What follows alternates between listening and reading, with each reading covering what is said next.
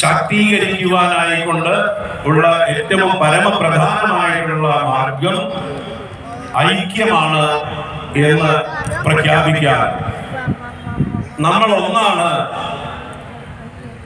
നമ്മൾ ഒറ്റക്കെട്ടായി നിൽക്കേണ്ടതുണ്ട്. നമ്മൾ ഒന്നായി നിന്നാൽ മാത്രമേ ഇനി നമുക്കിവിടെ നിലനിൽപ്പുള്ളൂ എന്ന കാര്യം എല്ലാവർക്കും അറിയാവുന്ന കാര്യമാണ്. അത് എല്ലാവരുടെ ഉള്ളിലും ഒന്നുകൂടെ ഊട്ടി ഉറപ്പിക്കുവാനായിക്കൊണ്ട് ആചാര്യശ്രേഷ്ഠന്മാർ വ്രതമെടുത്തതുപോലെ അവരുടെ എല്ലാ പരിപാടികളും മാറ്റിവെച്ചുകൊണ്ട് ഒരു 15 ദിവസം കേരളത്തിലൂടെ കാസർഗോഡ് മുതൽ തിരുവനന്തപുരം വരെയുള്ളതായിട്ടുള്ള ഒരു യാത്ര ചെയ്യുകയാണ്.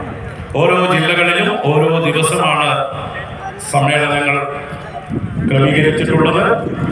എല്ലാ ജില്ലകളിലും കാലത്ത് ഹിന്ദു നേതൃസമ്മേളനം, അതുപോലെ വൈകുന്നേരങ്ങളിൽ ഹിന്ദു മഹാസംഗമം എന്നുള്ള പേരിൽ.